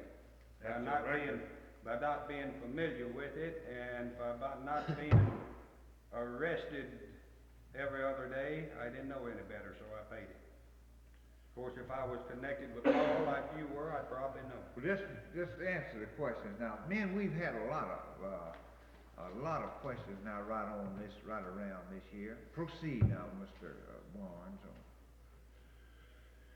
When you were asked about this matter the night that the matter came up for paying this, did you inform the union then that you were not in Macomb the whole time you were gone? I absolutely did. On that first night, then you told them that you were arrested? No, I did not. You I tell told them- them that I spent the night in Brookhaven. You tell them that you spent part of it under arrest and in jail? I did not. Then you didn't tell them what you did when you went over there to represent this union. They didn't You ask didn't me. tell them. They did ask you. They did not. I told them that I didn't that I spent Friday night in Brookhaven. They didn't ask me where, who will, or anything. They were paying my and your expenses for what purpose? Well, they was paying mine to get in the parade, be in a parade and carry you up there and bring you back. And they were paying our expenses the whole time as their representatives over there, weren't they? They paid me, Mr. Barnes. I did. If I had gotten in the parade, I would have carried mine out. So When I did you cease representing 407? I haven't. You were representing 407 when you were in jail, weren't you? I was not. I was on my own time. But you were at the pay of 407 while you were in jail. No, I was not. The 407 was paying your hotel bill That's then. all right. They was paying yours too. Was I in jail? I don't know where you're at. I didn't ask. Am I charged with being in jail? Well, if I go up there and dig up, I might could find out. Now, men, let's wait. Now, let's start all over again here. Now, you just, now, Brother Childers, just answer the questions, and then you'll have a chance, when Brother Barnes is finished with you, if you want to make a statement or anything like that. Now, it's not going to do anything for records or for these men here, for just an argument and personalities between No, you. sir, we don't want to bring personalities into it, but it is a contention of this charge here that our Vice President and Chief Stewart has not represented us well, that he has not acted as becomes a gentleman in representing 407. And it's our contention, Mr. Chairman, that the entire time that a man is absent from his union on an expense account from that union, that he is representing that union the entire time. If they are paying for 3 meals a day, bed and lodging, and his way over there and his way back, whatever he does, he's doing it as a union representative. Proceed with your questions if you wish to ask. When did you cease to represent 407 on that trip? Friday afternoon at 3:30. You then were no longer representing 407. I represent 407 anywhere I go at any time. But in that trip to Macomb, you stopped representing 407 at 3:30 in the afternoon. I don't ever stop representing 407. Therefore, then you were representing 407 at 12 o'clock at night. I always represent them. I wasn't obligated to them. Were you representing then 407 at 12 o'clock Friday night, Saturday morning? Anytime. You were representing 407 then when you were in the jail asleep at Brookhaven, weren't you? Can you prove I was asleep? You said you were asleep. Now, Brother Childers, here in this question there, the way I see it, Brother Barnes is trying to find out where, when your time was up as far as responsibility to the local. At 3:30 Friday afternoon, Mr. Chairman. Then you will make your statement then that you ceased to represent 407 at 3:30 Friday afternoon. The obligations that I was under, yes. When did you resume your obligation of representing Local 407 at Macomb? You mean when did it start? When did you? When did I start? Yes, sir. Back. Thursday afternoon at, No, When I'm did I talking start about. back from up there? Excuse me, Brother Childers. Let me make myself clear. all right. Now, Friday afternoon at 3:30, you stopped feeling any obligation to 407. Well, as far as what I done and where I went, yes. When then, after 3:30, did you feel that you were obligated to 407 after 3:30. I wasn't. You're not obligated to 407 now? No more than something that I can do to help them, but if I've got something else that I want to do, I am not obligated to them if they aren't paying me. Let And me you ask aren't one question. obligated to me. Brother Childers, did you perform any official duty after, was that 3:30 Friday afternoon? Friday afternoon, yes. You didn't bring nobody home or nothing like that from up there? From up there? No. No, sir. I see. That's all I had to ask. Well, I have another question to ask you. Brother Childress, would you tell those gentlemen how Hill, Barnes, myself got home? I brought you home. Who paid you for that? Local 4 stuff. Why did you bring me home? Because that was part of my obligation. All right then, you resumed your obligation then in time enough to bring me home. That's right. Well, what time was that we came home? I think we left them up there approximately 6 o'clock What day? Sunday. Well now, when did your obligation resume? Your obligation to 407? When did it resume then? Well, as far as my part of it resumed, is That's all I we're went talking up about. there. Really and truly, according to what I went up there for, is after the parade was over. But that wasn't what was stated for me to do. It was stated for me to stay there and bring you and the display back.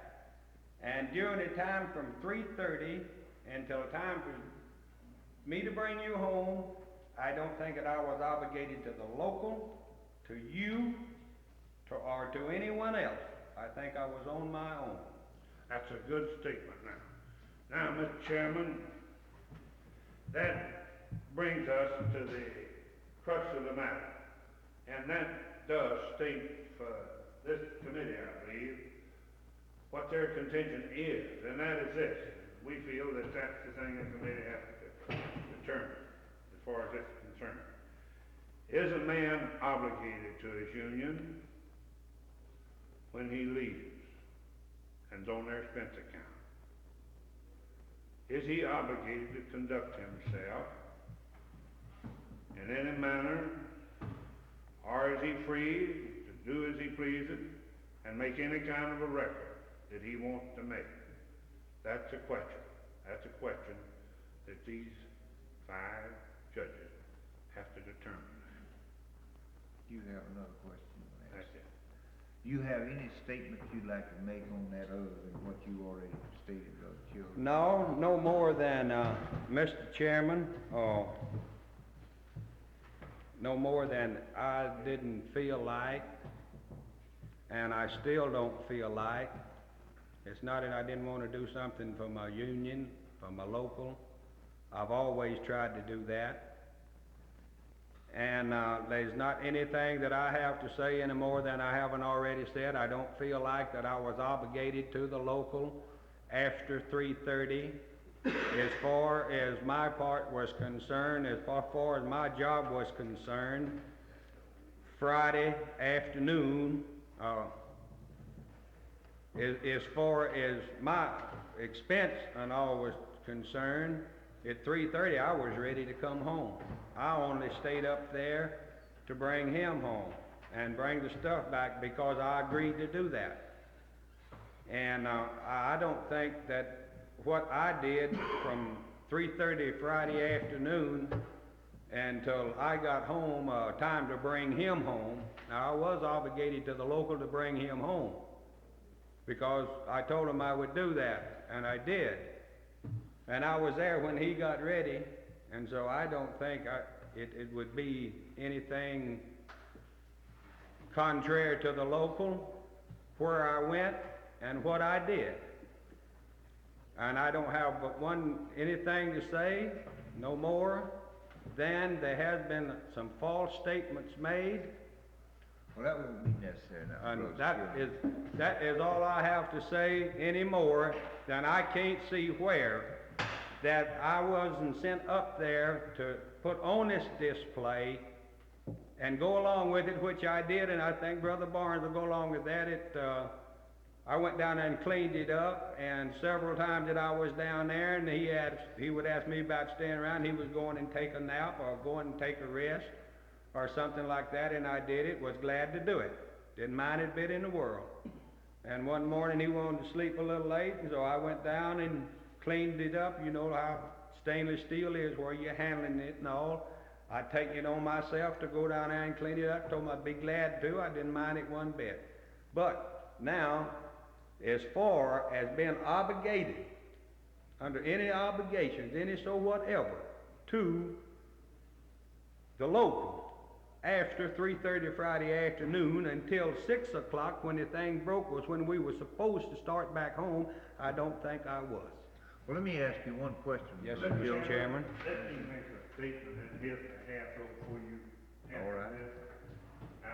Gentlemen, from the time Brother Childers got back to Macomb until we came in home, there's never been a more cooperative, a nicer, a better representative of any union anywhere than Brother Childers was in Macomb. Saturday evening, he was just as fine as he could be. Sunday, he was fine. He really did us proud Saturday and Sunday. Now, I want that said for his credit. And once this other was over and passed, he did come back to, I know the gentleman can do a good job. Brother Childers, during the time that after this parade, where were you at all this time? You see, Brother Barnes just stated there on a Saturday you spent a part of this time helping and assisting and so forth around there. The balance of this time, do you care to make a statement? Sure. Be glad to. I was in and out where the display was on at. I was up to town part of the time. In fact, I spent a little time in the pool room playing pool. It's no secret. In fact, I spent some of the time in the hotel asleep. It is no secret, none so whatever. Okay, that's all. Any of you gentlemen? I was where I was in and out, so if I was needed, that I could be gotten hold of. And I think I think Brother Barnes will verify this, that I did state to him that if he needed me, I would be at the hotel. I was going to the hotel and go to sleep. Okay, all right, thank you.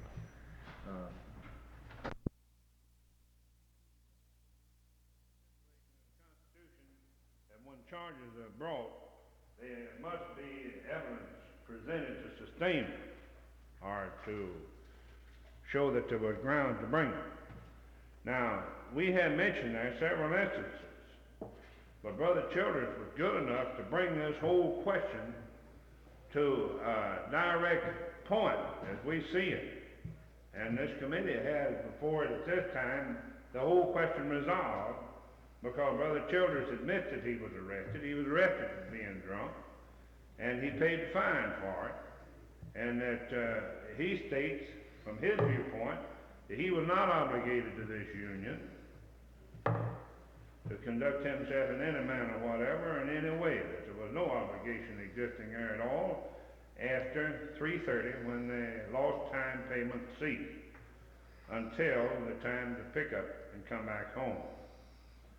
Now, we feel that that would handle the question, but there is a charge in here of conduct unbecoming a police part. So, we'll have to call Brother Kelly, I suppose, and get that in so as to Brother sustain. Barnes, is that all? He has a couple of witnesses. I think that's what they're talking about. That's why I'm going to her. Well, could you hear them first? Would it make any difference to you just to get them men go? You want to call those two men on here on that charge? You are familiar with that charge? Yes. All right, just bring them in then. Bring one at a time in on that then.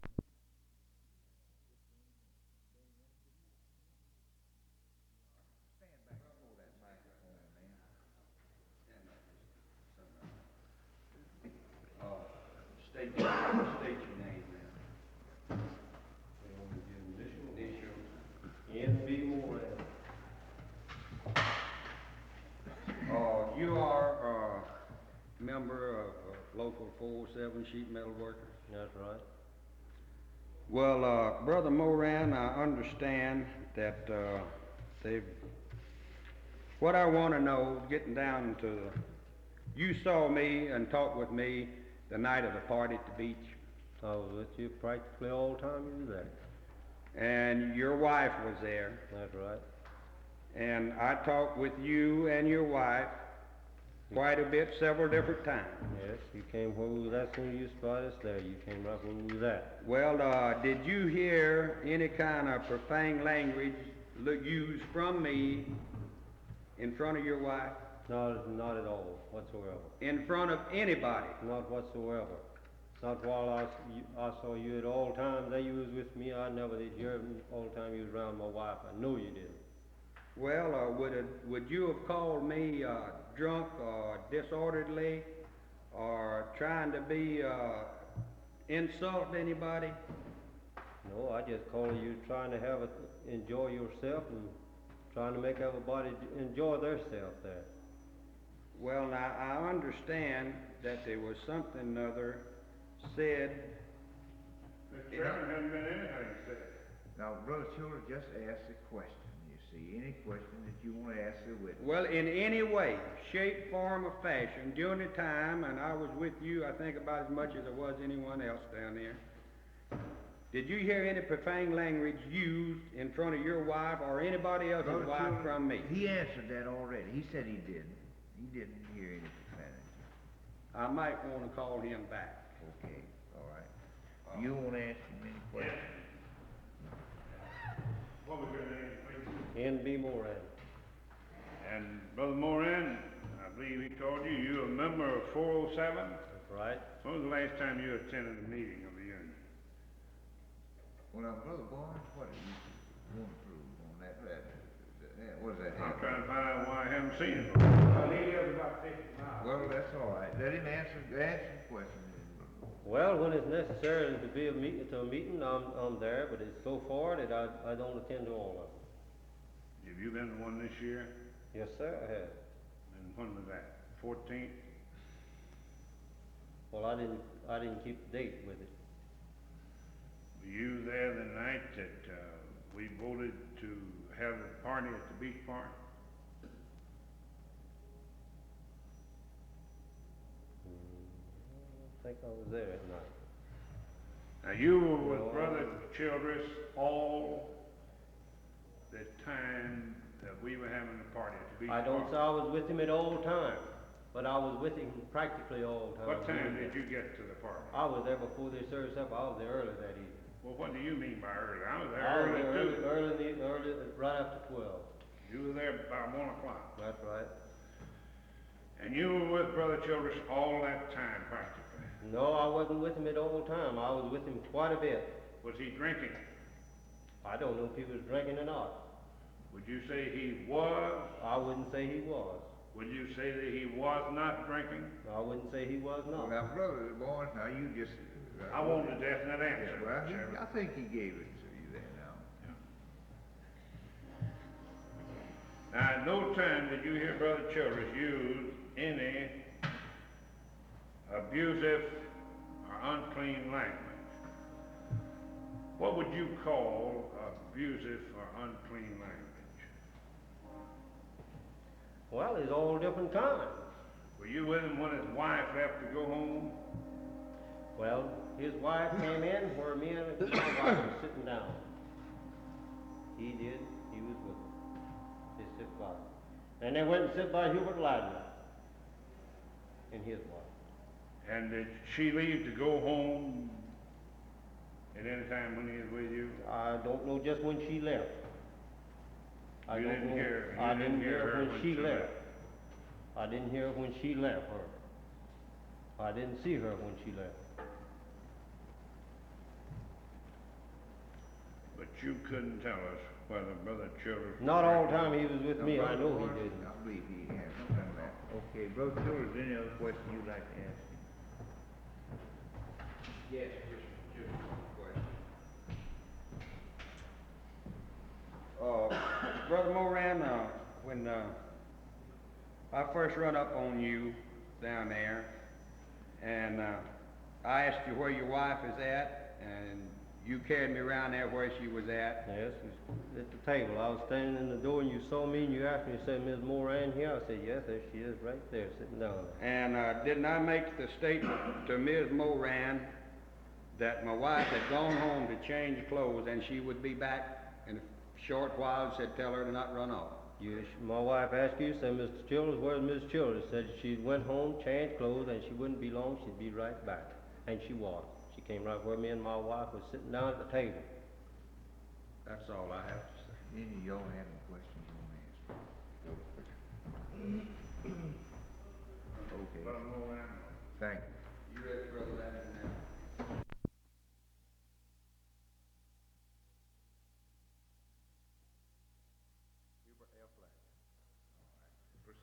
Mr. Ladner, you attended a party we had down here at Beach Park. I did. And did you run into the wife and I down there? I did. Well, isn't it a settled fact that we ate at the same table? You did, with me and my wife and my children. Well, did you hear any profane language going on from me? Mr. Children, Brother Childers, I would like to say something right here. Whoever has says that and misrepresenting the truth at this party, which is given, and that me and my wife and my children came to and enjoyed, and would try to condemn me and my wife and my little girl from sitting with a fellow that would misuse language at the table where we eating dinner, I don't think much of it. And it's the truth that the man didn't say it. Not a word out of the way. He went in the rain with me to get meat for my children and my wife, kept them at the table, and bring it over. I've never been treated better in my life than I was, and we all had a swell time at this party and enjoyed it. And I don't want to know the man's name that said he done this, because that's the most representing the truth that I've ever heard in my life. And I got enough respect for my little 3-year-old daughter and my wife that it won't be done at a table where we sitting and eating. And I just don't want to know the man's name that said something like this, that it happened at that You time. have any more questions, Brother? Yes, I do. Brother Ladner, was you and your wife and my wife and all sitting at the table? During the time, did my wife turn over a plate in her lap and had to go home to change clothes? She did not. Well, it's a fact that we were sitting at the table when she left to go home. And when she left to go home, did I use any profane language towards her anyway? Did I say anything to her after she got up and left the table on her way home? Going out to the car? If you said anything to her when she left there, I don't know. And you were sitting at the table by me? I believe, brother, he answered that one time, Brother Childers. That's all. When Brother Barn gets through, I might want another.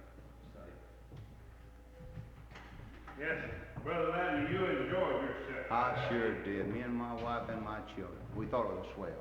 Now, I'm not going around the corner, but I just want to show something here. Now, I remember Brother Ladner's participation in the activities there. You didn't miss much that went on in the game. That's what I went for. You and your boy. That's what I went for, to enjoy it. In other words, you spent something like 2 hours in the actual activities yourself. Well, I didn't time it, But all there the was time something was going on, me or some of my children was in it. You were up at the front with it. That's right. So, actually, you didn't spend much time with Brother Childress, did you? I did whenever they said come eat, me and my children all went. How long had you been there, though, when they said come eat? Well, I got there when the rain started and they had to put the cover over the meat, if anybody knows what time that was. That was around 2 o'clock, I believe. Well, I don't know now what time of the evening it was supposed to start at 2, I believe, wasn't it right? And we did. We started. No, it didn't. We started our game there. No, too. it didn't start at 2. It was quite a while after that, before anything started. We passed up the Fat Man's race and picked up with the next event. And that's why it was about 2:30. We were starting up there, but we just didn't get the thing going. All right. You then, you say then the Brother Childress wasn't drinking down there.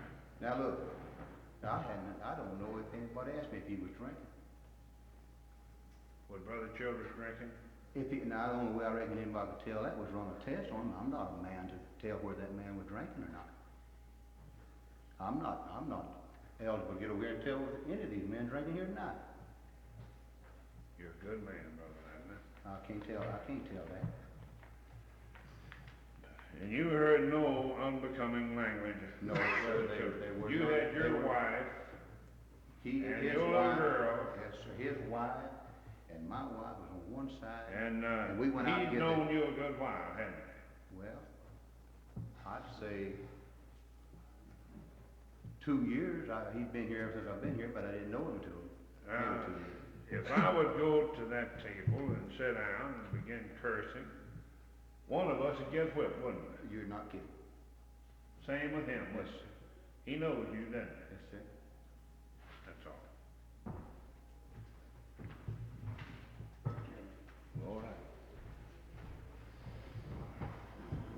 Brother Ladner, I have been to your house during the time that you was sick,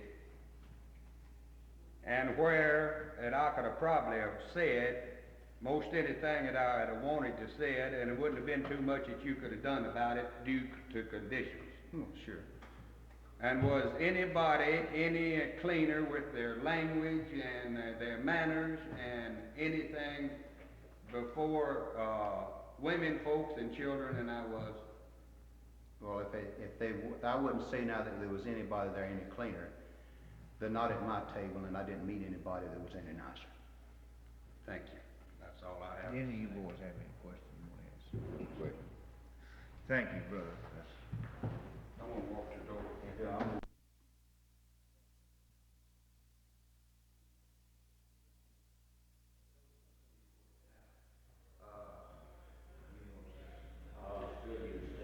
Say at the start of each sitting, asked Brother Flint if we would represent the council. He said, yes, we asked the council, our council to speak law. Well, there's no point at all unless you had a statement that we want to be fair and square to make. We have no intention at all of asking you to take the stand. You are not demanding it, they say. Absolutely not. Any member of the Absolutely. council committee would like to ask? I have no questions I want to ask you. Well, I don't think that perhaps No. might be more than the witness. You got another you want to follow on? We'll call Brother Kelly. Kelly.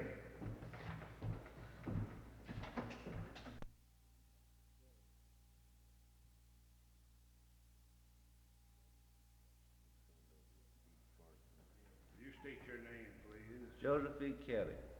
You're a member of Local 407, Aye. Sheet Metal Workers, I am. Pascagoula, Mississippi. Right. Did you attend the beach party was held this year? I did.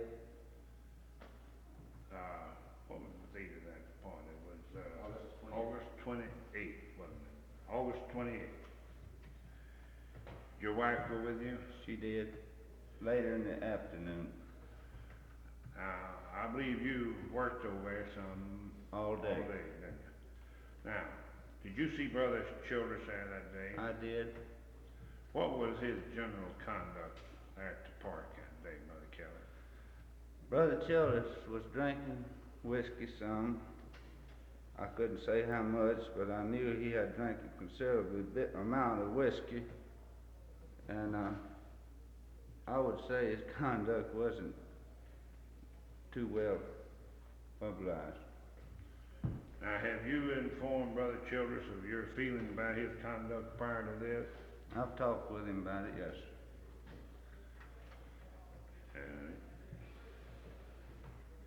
That's all. Brother Children, you have any questions you want?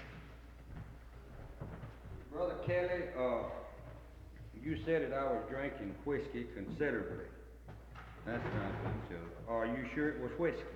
I saw you drink whiskey out of the bottle, yes. Well, it must have been whiskey then. But would you say that I was far enough along that I couldn't take care of myself? Not being a judge of that, Brother Childress, I couldn't say that. Mm-hmm. I would be obligating myself from that point, and I wouldn't say. And you did hear some pretty bad language out of it. Yes. Well, let me ask you this question, Brother Kelly. During the time that you was down there, did you see anybody get any beer or out of a drink box down there? We object to that question, Mr. Chairman. Brother Childers, I fail to see now, to where this is, going to substantiate there, the evidence that you're offering there in your defense on this item, on this charge right there now. Are you involved in the getting of was it beer you say from a box? From one of our drink boxes that we had drinks in for the party. Well, are you involved in the getting that out of there? Is No. that, well, I don't believe that would have a bearing, Brother, on the charge there. Do you have any other questions you'd like to ask him? Well, yes, if I hadn't asked this, if I have, I've forgotten it. But due to your belief that I was far enough along that I wasn't capable of talking in front of women folks out. No, sir, Brother Childers, I believe if you hadn't have been far enough along that you wouldn't have did this language I heard you repeat, and if you hadn't been far enough along that felt pretty good, I don't believe you would have said it in front of the ladies. That's all I have to say. Okay. Any of you men have any questions? That's you. Please, would you tell us, please, who the ladies were involved? That, Brother Barnes, I couldn't answer on the count. There's so many ladies. It was involved a in the general party. It was throng. in the general principle of all the ladies there around this particular spot where I heard him use this language. Okay, that's all. Thank you. Senator Russell.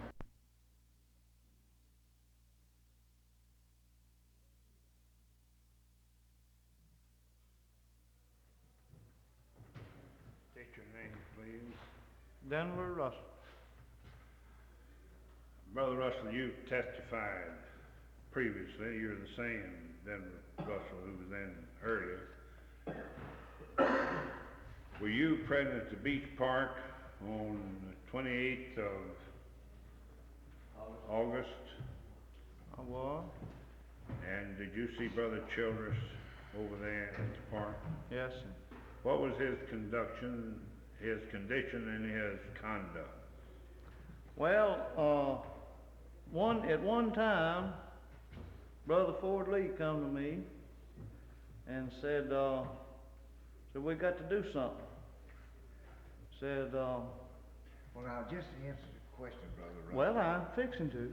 Well, Said Brother Childers and Brother Brown is out yonder about to fight. And he said, you do something. And I went to the phone, went there and called him and told him that he was wanted on the phone to get him to come inside. He told me that, Brother Ford Lee told me to tell him that, to keep him from fighting. And I went out there, I didn't go to where he was at, but I called him to come to the telephone. And he stood there a few minutes and they was just about to fight. so who was this? Brother Childers and Doug Brown. And the best I could tell, they was both drinking heavy. And he come onto the phone. And that's all I knew about that.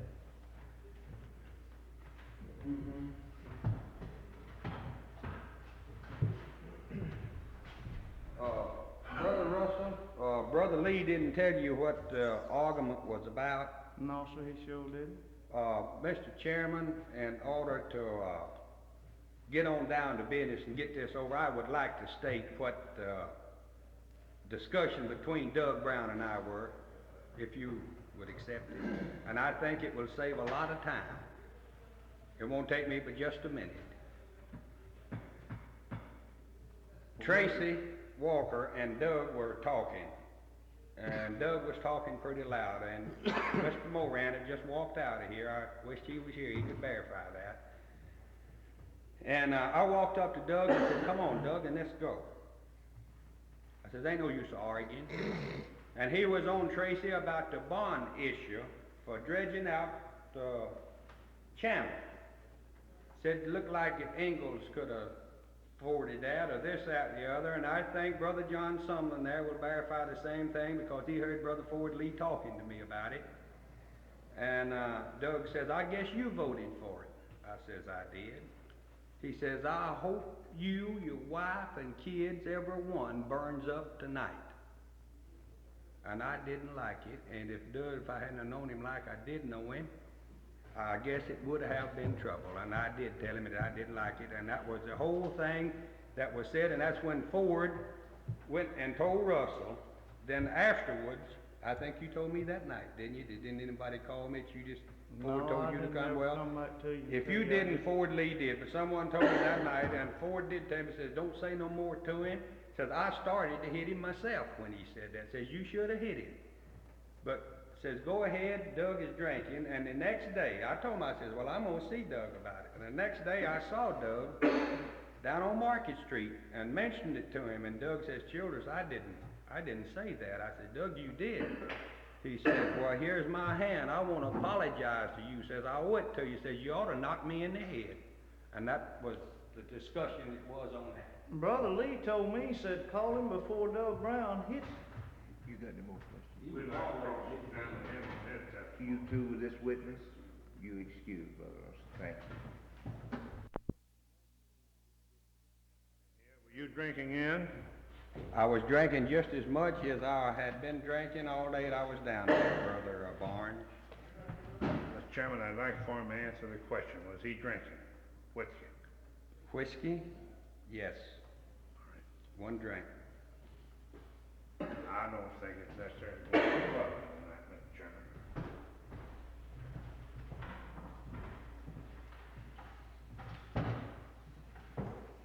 Do you have any more? Let's see. Mr. Chairman, I think the committee has the right to know.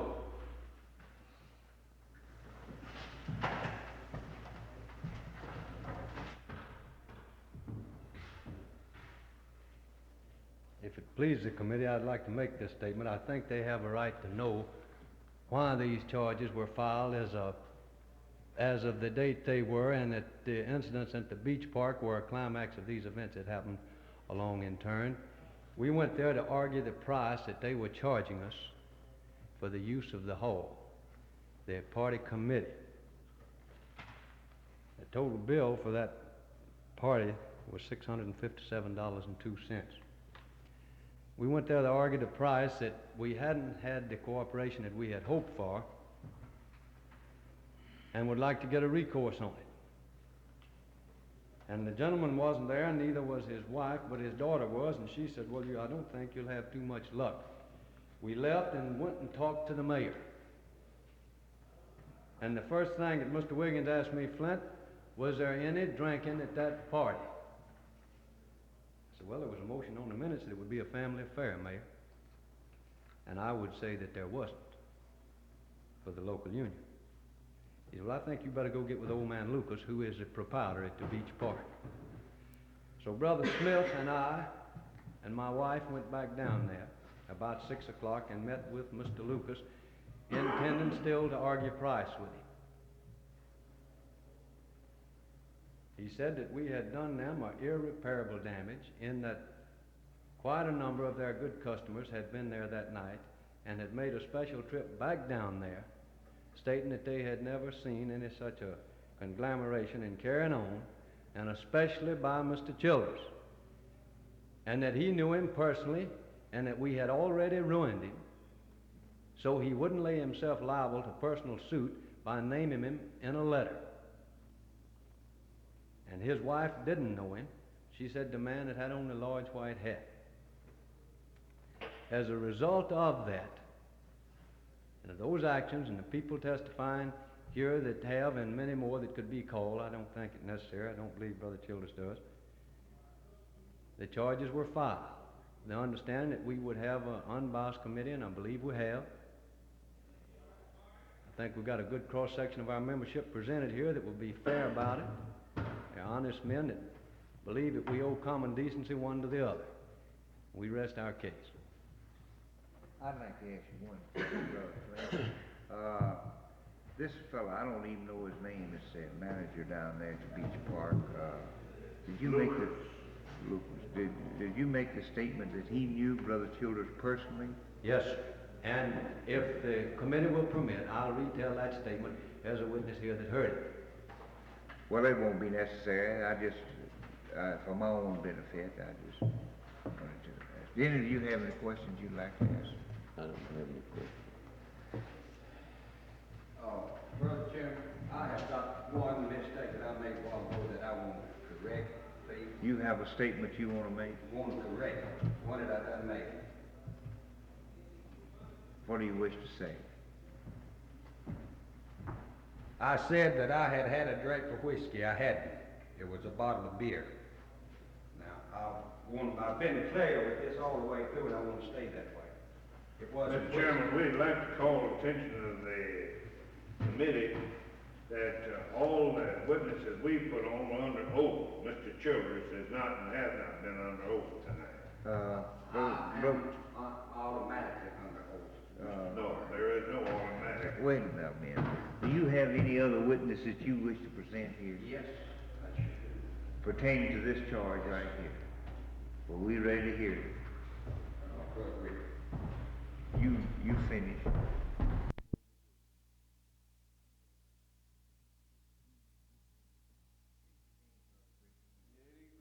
right, Brother Childers, let's be brief.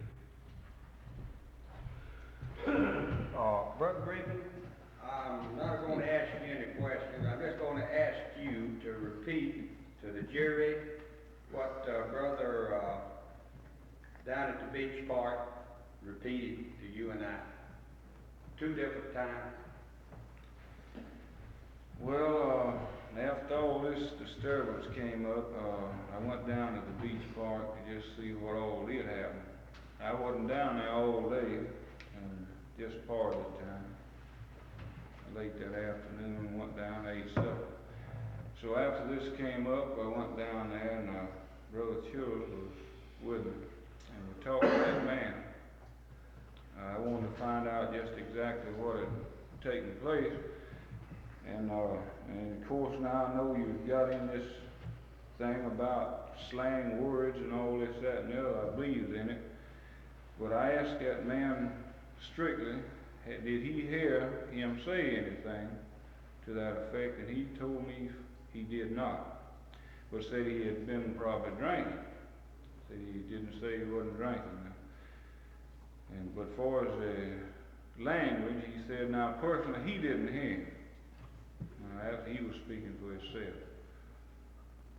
All right, Brother Childers, do you have any further questions? Didn't I asked him the question that I had been informed that I carried on such bad language down there that I run some of his customers off, and what was the answer that he gave us on that?